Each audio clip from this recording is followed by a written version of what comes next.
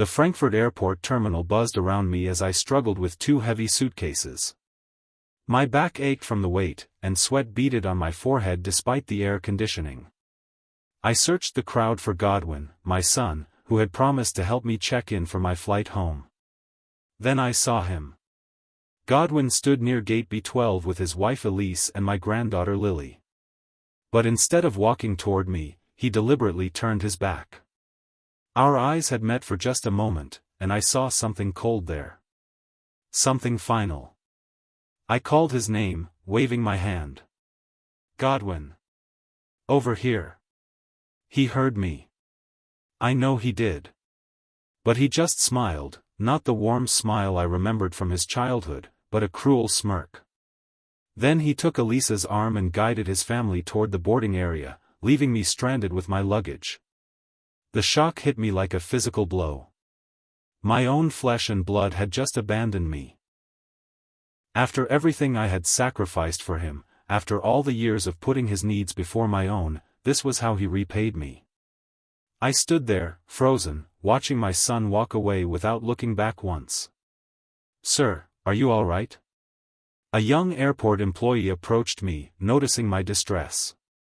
The concern in her voice only made the humiliation worse.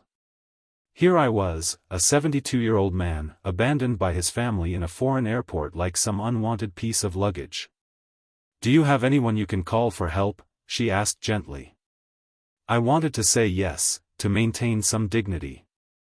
But the truth was crushing. The person I would have called, my son, had just walked away from me. My wife had passed 5 years ago, and I had no other family nearby. I think there's been a misunderstanding," I stammered. But even as I said it, I caught a glimpse of Godwin near the departure gate. He was looking back at me, and that same cold smile spread across his face. He said something to Elise, and they both laughed. There was no misunderstanding. This was deliberate. Calculated. My son had planned this moment of public humiliation, and he was enjoying every second of it. Something inside me changed in that moment. Something hardened like steel cooling after being forged in fire. As I sat in the airport taxi heading home, the memories flooded back. I remembered working double shifts at the construction site to pay Godwin's college tuition. While other fathers were home watching television, I was laying bricks until midnight, my hands bleeding and my back screaming with pain. I remembered selling Mercy's diamond ring, the one that had been in her family for 3 generations, so Godwin could buy his first car. Mercy had cried that night, not because she was angry, but because she was proud of the sacrifice we were making for our son. I remembered co-signing his business loan 5 years ago, putting my own home at risk because he begged me to believe in his dream. "Dad, you're the only one who has faith in me," he had said then. And this was my reward. Public abandonment. Deliberate cruelty. The taxi driver glanced at me in the rearview mirror. "Rough day, sir?" I dried my eyes with the back of my hand. "Yes," I whispered. "But it's about to get better." Because in that moment, I made a decision that would change everything. He doesn't get to win. The ride home gave me time to think clearly. My initial shock was fading, replaced by something much more dangerous: cold, calculated determination. Godwin thought he had humiliated an old, powerless man. But he had made a critical mistake. He had forgotten that I still held considerable leverage over his comfortable life. More leverage than he realized. I wasn't going to scream or shout or make dramatic threats. That's what weak people do when they're hurt. Instead, I was going to be methodical. Strategic. I would take back everything Godwin valued most: his comfort, his reputation, and his illusions of control. This wouldn't be cruel revenge born from spite. This would be justice. There's a difference, and that difference mattered to me. As we pulled into my driveway, I felt calmer than I had in years. For too long, I had been the giving father, the supportive parent who asked for nothing in return. That version of Arthur was dead, left behind in Frankfurt Airport. The man who stepped out of that taxi was someone else entirely. Someone who remembered that respect must be earned, not demanded. Someone who was about to remind his ungrateful son of that fundamental truth. I went straight to my desk and pulled out the folder containing Godwin's financial documents. Years ago, when he was struggling to establish credit, I had co-signed several accounts with him. One of those accounts was a secondary credit card that I still controlled but rarely monitored. I called the bank. "I'd like to close account number 4478 to 9921, I told the customer service representative. "Certainly, sir. May I ask the reason?" "The account is no longer needed." Within 2 hours, my phone rang. Godwin's name flashed on the screen. "Dad? What the hell did you do?" His voice was panicked, angry. "I'm at the hotel with Elise and Lily, and my card was declined. The front desk is treating us like criminals." I let the silence stretch for a long moment, savoring his distress. "I closed the account," I said simply. "You can't do that. We need that card for the rest of our vacation." "Actually, I can do that. It's my account. You're just an authorized user." "Dad, please." "Elise is embarrassed, and Lily doesn't understand what's happening." "Then perhaps you should have thought of that before you abandoned me at the airport." I hung up and smiled for the first time in days. The next morning, I visited my old friend Joy Keene, who had been practicing law for 30 years. Her office was cluttered with legal books and case files, but her mind was sharp as ever. "Arthur, what brings you here?" she asked, pouring coffee into mismatched mugs. I explained what had happened at the airport, and her expression grew increasingly grave. "That's terrible, but what can I do to help? Remind me exactly what financial obligations Godwin still has tied to my name." Joy pulled out a thick folder. She had handled most of my family's legal matters since Mercy's passing. "Let's see, you're still listed as guarantor on his business loan for the construction company. That's $340,000. You co-signed his mortgage, that's another $280,000. And there's the equipment loan for his trucks, about $95,000. I stared at the numbers. I had forgotten how deeply intertwined our finances still were. "Legally, what power do I have?" Joy's eyes sharpened. "Arthur, you hold all the cards. You could withdraw as guarantor on any of these loans, which would likely trigger immediate review by the lenders. Given Godwin's current debt-to-income ratio, that could be problematic for him." The game board was bigger than I had imagined. 3 days later, Godwin called to invite me to dinner. His voice was carefully controlled, diplomatic. "Dad, I think we need to clear the air. Elise is making your favorite pot roast." I accepted, curious to see what performance he had planned. Their dining room was exactly what you'd expect from someone trying too hard to impress: expensive furniture, artwork that looked important, and wine that cost more per bottle than I spent on groceries in a month. Godwin raised his glass as Elise served the meal. "To family," he said, his smile not reaching his eyes. As we ate, he began telling stories about our family history, but every story was revised. In his version, I had been a struggling father who barely scraped by until Godwin's business success rescued the family from poverty. "Dad was so worried about money before my company took off," Godwin told Elise, loud enough for Lily to hear. "I'm just glad I could help him finally achieve some financial security." Elise nodded sympathetically. "It must have been hard for you, Arthur, feeling like such a burden." I smiled pleasantly and said nothing. But inside, I was taking notes. He wanted me to feel small, powerless, dependent on his generosity. This wasn't dinner, it was theater designed to humiliate me. I played along, letting him think his performance was working. The next morning, I called my bank and requested immediate removal of my name as guarantor on Godwin's business loan. "Mr. Thompson, this will trigger an automatic review of the borrower's current financial status. the loan officer warned. I understand. It could potentially accelerate the loan if the borrower can't qualify independently. I understand perfectly.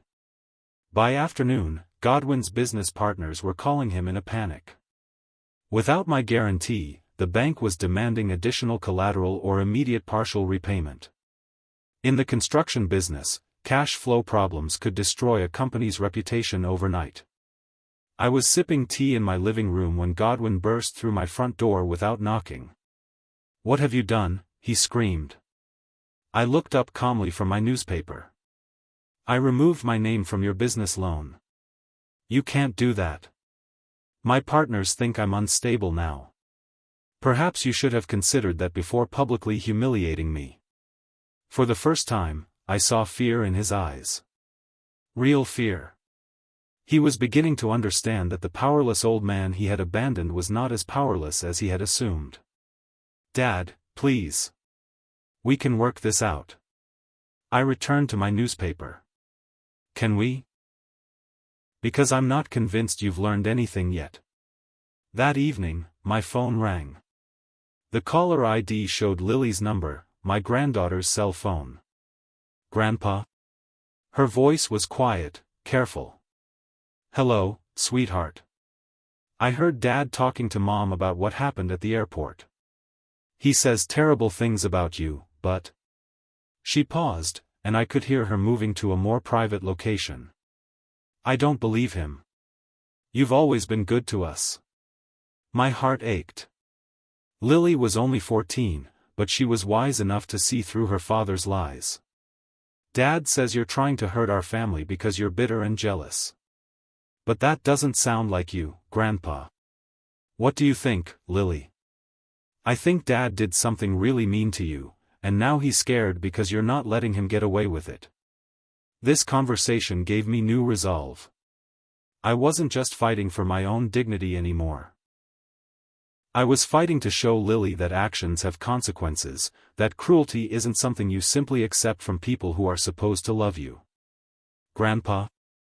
Are you going to be okay?" "Yes, sweetheart. Everything is going to be exactly as it should be." The next day, I went up to the attic to retrieve some old boxes I hadn't opened in years. Among Mercy's carefully preserved keepsakes, I found what I was looking for, a small wooden box containing letters Godwin had written to me during college. I sat on the dusty attic floor and read them by the light of a single bulb. Letter after letter, all with the same desperate tone. "Dad, I know I'm asking for a lot, but I really need help with rent this month. Dad, you're the only one who believes in me. Everyone else thinks I'm going to fail. Dad, I promise this is the last time. Once I graduate, I'll pay back every penny. Dad, I don't know what I'd do without you. You're my hero." The words were written in Godwin's handwriting, expressing gratitude and dependence that contradicted everything he had claimed at dinner. Here was proof of his hypocrisy, documented in his own words. But more than that, these letters reminded me of who Godwin used to be, or at least, who he pretended to be when he needed something. The grateful son, the humble young man who acknowledged my sacrifices. Reading these letters, I realized that exposing his hypocrisy publicly might be the most devastating weapon in my arsenal. The annual neighborhood barbecue was held at the Kellys' house every summer. Godwin and his family always attended, and this year I decided to join them. I arrived carrying the wooden box of letters, telling neighbors I had been organizing old family memories. Godwin was holding court near the grill, telling anyone who would listen about his business success. "I built everything from scratch," he boasted. "No handouts, no help from anyone. Pure determination and hard work." Several neighbors nodded admiringly. The Kellys, the Williamses, the Johnsons, all impressed by Godwin's apparent self-made success story. "That's incredible, Godwin," said Mrs. Kelly. "Not many young people have that kind of independence these days." I stepped forward, smiling warmly. "Oh, Godwin's being modest. I have some wonderful letters here that show just how independent he really was during college." Before Godwin could stop me, I pulled out one of the letters and began reading aloud. Dad, I'm desperate. I know I already owe you $3,000, but I'll lose my apartment if I can't make rent. You're the only one who believes in me. The barbecue went silent except for the sizzling of burgers on the grill. Godwin's face went white, then red. Dad, those are private. I don't know what I'd do without you. You're my hero, and someday I'll make you proud of all your sacrifices. For the first time in years, Godwin had no words. Within a week, Godwin's business loan went into default. Without my guarantee and with his partners losing confidence, the bank demanded immediate repayment. Godwin couldn't meet their terms. I watched from my kitchen window as a tow truck arrived to repossess his company vehicle, a brand new pickup truck with his business logo on the side. His employees gathered on the sidewalk, whispering among themselves as their boss's truck was hauled away. By afternoon, photos of the repossession were circulating on social media. Some of Godwin's competitors shared the images, along with speculation about his company's financial stability. I didn't feel joy watching his empire crumble. But I felt something else, a deep satisfaction that actions were finally meeting consequences. For years, Godwin had built his success on the foundation of my support while denying that foundation existed. Now the foundation was gone, and everything built on lies was collapsing. I poured myself a cup of coffee and settled into Mercy's old rocking chair on the porch. The afternoon was peaceful, and for the first time since the airport, I felt truly calm. Justice doesn't always come quickly, but it comes. 3 days later, I was grocery shopping when I overheard an interesting conversation in the checkout line behind me. "Did you hear about the Thompsons?" a woman was saying. Elise asked her sister for a loan. $20,000. Really? I thought Godwin's business was doing so well. That's what everyone thought. But apparently, Elisa's father has been supporting them financially for years, and now he's cut them off. She's talking about how she never knew the truth about their finances. I paid for my groceries and walked to my car, processing this information. Godwin had hidden the extent of his dependence on me, even from his own wife. Now Elise was discovering that their comfortable lifestyle had been built on deception. That evening, Lily called again. "Grandpa, Mom and Dad are fighting a lot. Mom keeps saying Dad lied to her about money stuff. How are you handling all this, sweetheart?" "I'm okay.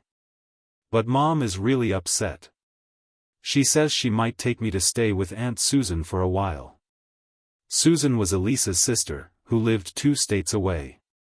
If Elise was considering leaving Godwin, the marriage was in serious trouble. I hadn't intended to destroy Godwin's marriage, but I wasn't surprised it was happening. Marriages built on lies rarely survive the truth. The doorbell rang on a Thursday evening. Godwin stood on my porch holding a bouquet of flowers, grocery store carnations, not the expensive arrangements he used to bring Mercy. "Dad, can we talk?" He looked genuinely remorseful, his eyes red-rimmed with exhaustion. For a moment, my heart softened. This was still my son, regardless of what he had done. "Come in." We sat in the living room where he had played with toy trucks as a child. Godwin set the flowers on the coffee table and looked at me with what appeared to be sincere regret. "I was wrong," he said. "What I did at the airport was terrible. I've been stressed about money, and I took it out on you. I'm sorry." The apology sounded genuine. I found myself wanting to believe it.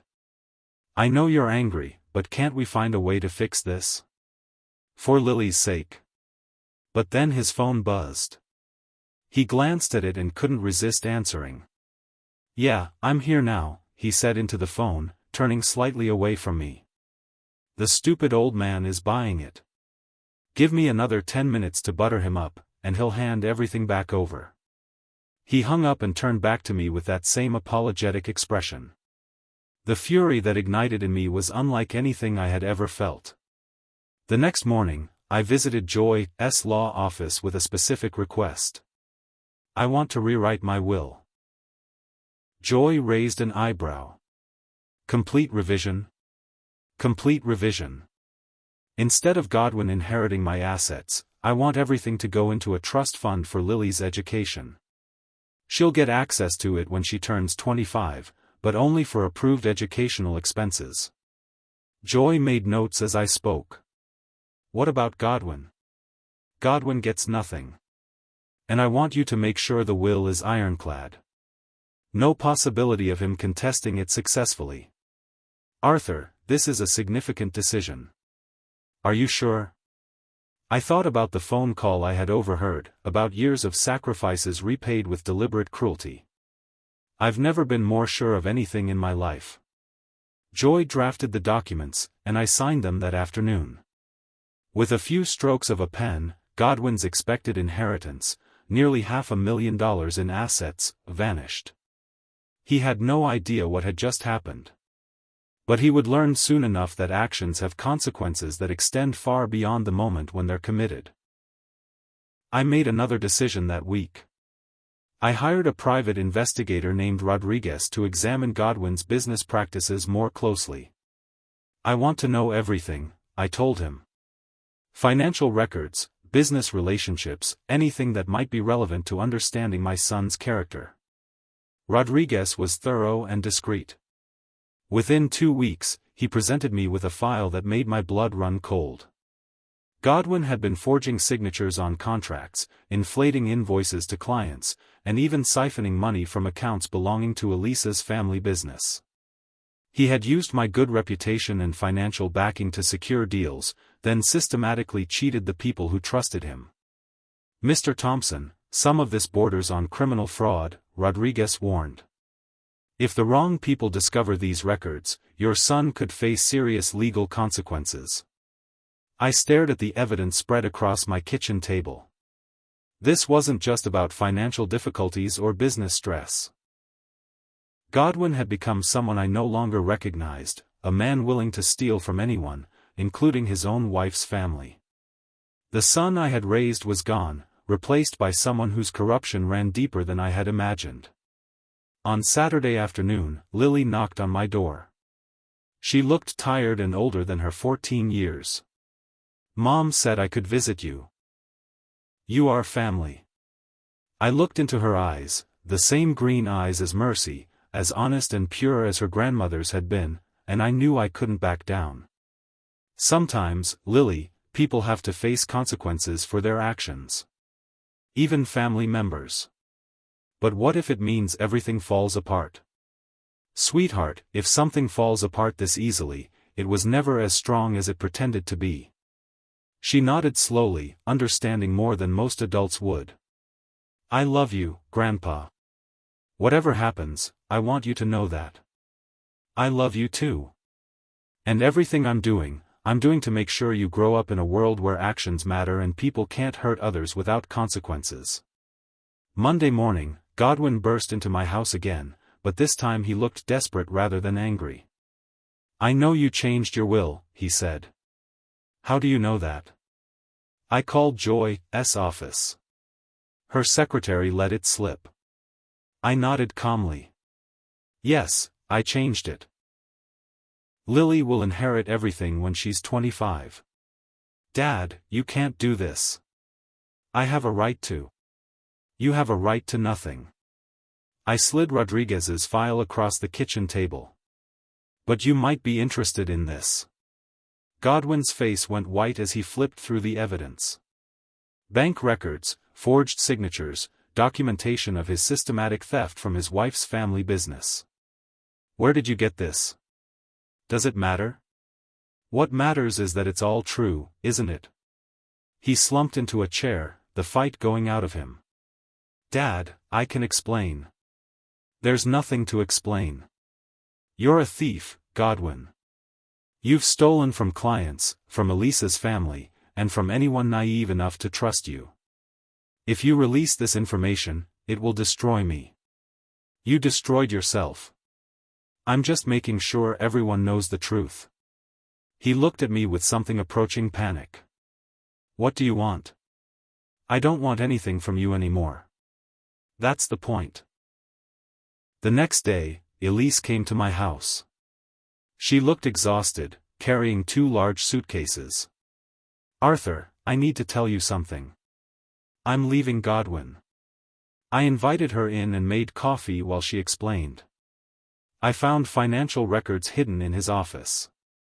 He's been stealing from my family's business for 2 years. My father trusted him with their accounts, and Godwin stole over $60,000. I'm sorry, Elise. I also found out about the lies he's been telling about you. About how you supposedly depend on his charity. Her voice was bitter. I had no idea you were the one supporting us all these years. Where will you and Lily go? My sister's house for now.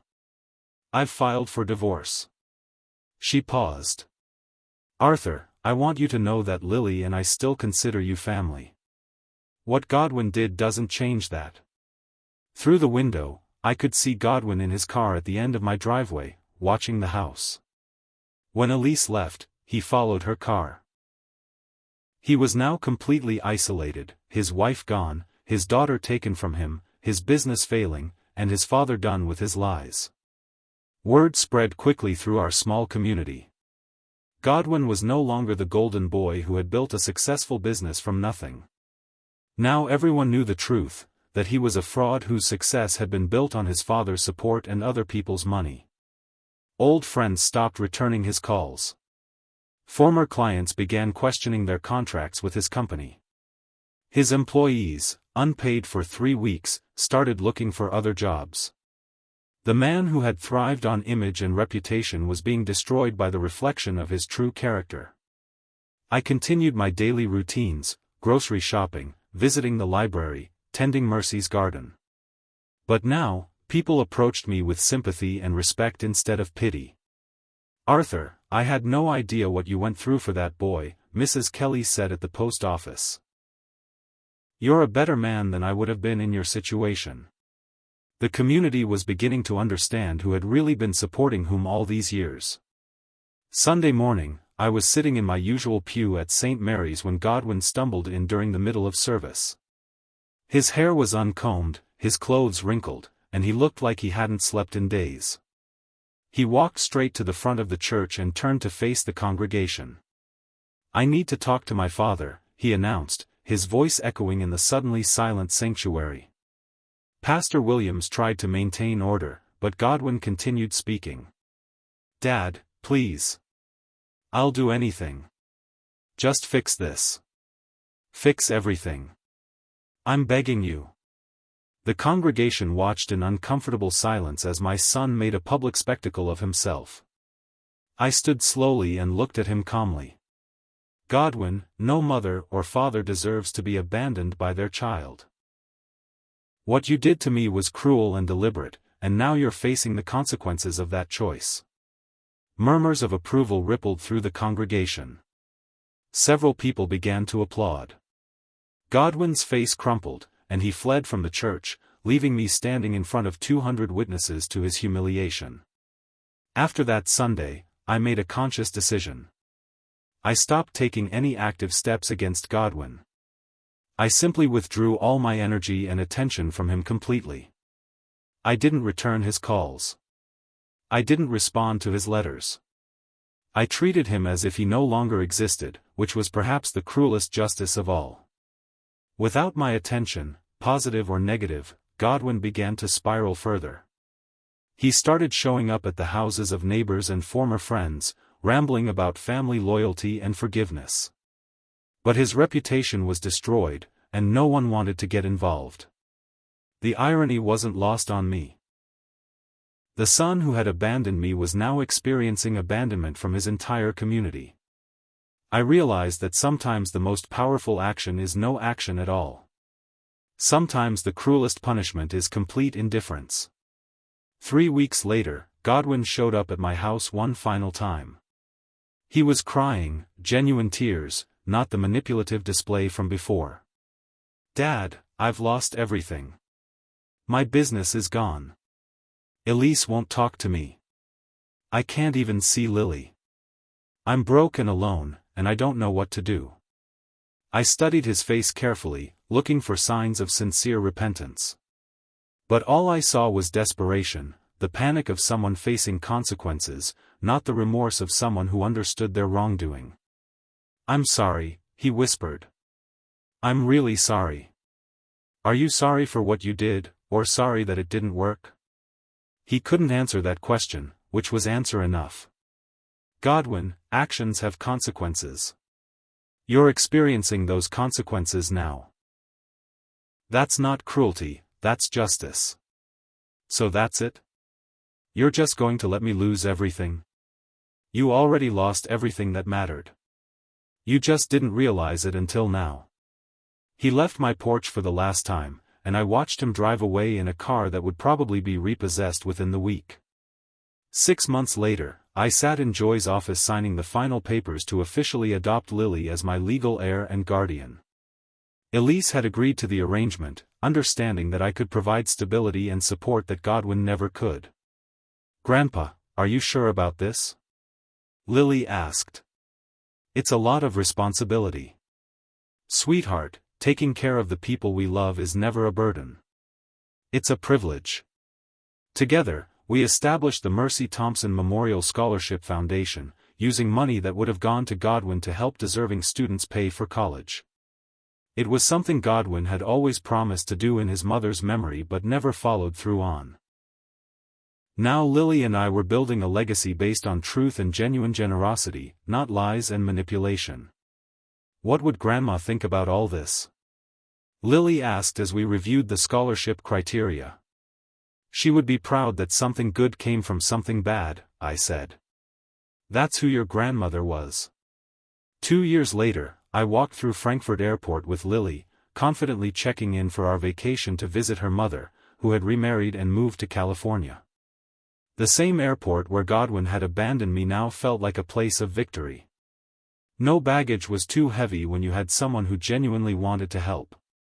No fear of abandonment existed when you were with people who actually loved you. As we waited for our flight, Lily showed me photos on her phone from the scholarship ceremony we had attended the previous month. 5 students had received full college funding through Mercy's foundation. "Look, Grandpa," she said, pointing to a picture. "That's Godwin." I looked where she was pointing. In the background of one photo, barely visible, stood a man in a wrinkled suit watching the ceremony from the parking lot. My son, reduced to observing from a distance the legacy he could have been part of. "Should we have invited him?" Lily asked. "Actions have consequences, sweetheart. He chose his path." Our flight was called, and we gathered our bags.